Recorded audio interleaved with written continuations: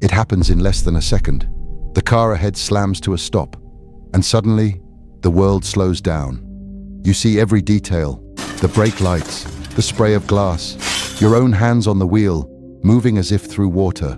People who survive car crashes, falls, and near drownings almost all describe the same impossible thing. In the final moment, time stretched.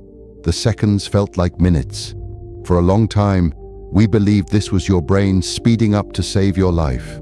But that is not what is happening. The truth is far stranger. Your brain is not running faster. It is doing something else entirely. And by the end of this, you will never trust your own sense of time again. Almost everyone has felt a version of it. The near miss on the motorway, the fall down the stairs that seemed to last forever, the bike that came out of nowhere. In the moment of danger, the world appears to shift into slow motion. Witnesses to violence, soldiers in combat, racing drivers all report the same effect. Time dilates. A crash that lasted half a second is remembered as a slow, drawn-out sequence, each frame crisp and clear. It feels so real and so consistent that the explanation seemed obvious. Under threat, the brain must switch into a higher gear.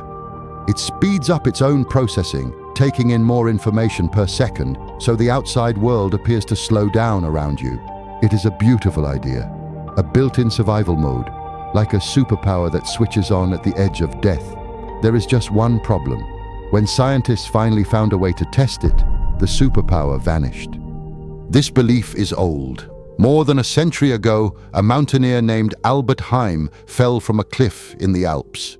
He survived, and he was so struck by what he felt on the way down, the calm, the rush of memories, the strange slowing of time, that he spent years collecting the stories of other survivors. Soldiers, climbers, workers who had fallen from great heights. Again and again, the same report.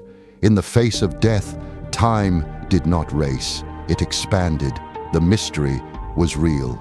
The only question was why. Here is the question that breaks the whole thing open. If your brain really does speed up, and you really do perceive the world in slow motion, then you should be able to see fast things that are normally a blur. So a neuroscientist named David Eagleman designed an experiment to find out. He needed to genuinely terrify people safely, so he dropped them. Volunteers were released, falling backwards for about 3 seconds into a net far below. A real, free, terrifying fall. On each person's wrist, he strapped a small screen, flashing a number faster than the eye can normally read. If fear truly sped up their perception, they would be able to read that number as they fell.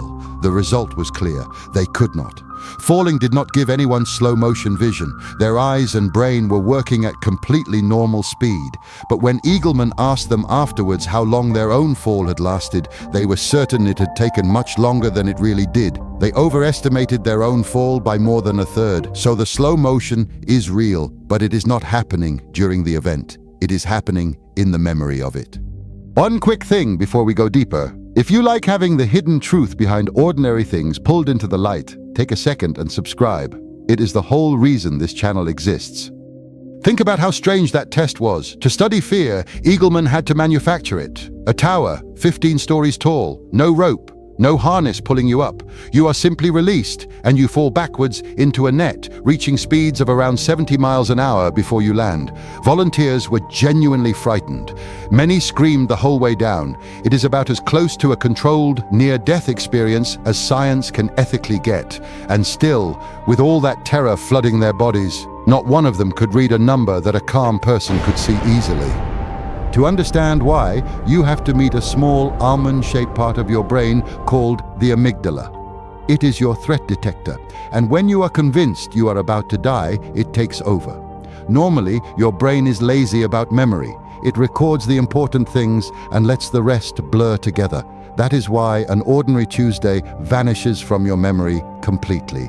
But when the amygdala fires, it lays down memories with extraordinary, almost unbearable detail. Every sound, every color, every tiny movement burned in, and here is the trick. Your brain does not have a clock. The only way it can judge how long something lasted after the fact is by how much you remember. A few seconds packed with hundreds of vivid details feels far longer than a few seconds of ordinary, forgettable life. The denser the memory, the longer the moment seems. You did not experience those seconds in slow motion. You simply remember them in impossibly high resolution, and your brain mistakes that flood of detail for extra time. You have felt a smaller version of this yourself. The glass that slips from your hand and seems to fall in slow motion as you grab for it. The moment a fight or a fall begins and the world goes quiet and sharp.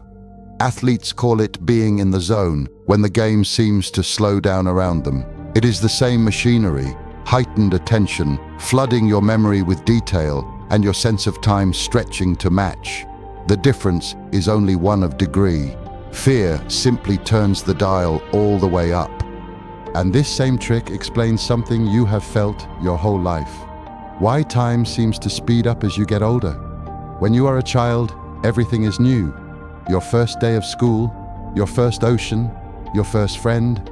Your brain is recording constantly, in rich detail, and so a single summer can feel like it lasts forever. But as you age, life becomes routine. The days rhyme, the weeks blur. Your brain, seeing nothing new worth keeping, records less and less, and with fewer memories to measure it by, the years begin to collapse. A decade can vanish in what feels like a season. It is the same law, running in reverse. Dense memory stretches time. Empty memory devours it, which means the secret to a longer life, at least the way you feel it, might simply be to keep noticing. This is also the secret behind one of the most famous claims about death, that in your final moments, your life flashes before your eyes. When the brain believes the end has come, that same memory system can fire uncontrollably, dredging up a flood of images all at once. It is not your soul leaving your body. It is your threat system, desperately searching every memory you have for something, anything that might help you survive. And it leaves us with something genuinely unsettling. The moments your brain stretches the longest, the seconds it records in the most agonizing, beautiful detail, are almost always the moments you are closest to dying. Your most vivid memory of being alive is built by the part of you that is certain you are about to stop. So, time, as you feel it, is not a fixed thing ticking by at a steady rate. It is something your brain builds, moment to moment, out of attention and memory. A boring week disappears in an instant. A single terrifying second can feel like the longest moment of your life. Both are illusions, written by how much you noticed and how much you kept. So the next time the world drops into slow motion, in a near miss, a fall, a fright, you will understand what is really happening. Your brain did not slow down time to save you. It simply refused to forget. And if your sense of time can be bent this easily by fear, it raises a much stranger question. How much of everything else you feel is your brain quietly inventing without ever telling you? If questions like that keep you awake, then you are in exactly the right place. Subscribe, and we will keep pulling the truth out of the ordinary together.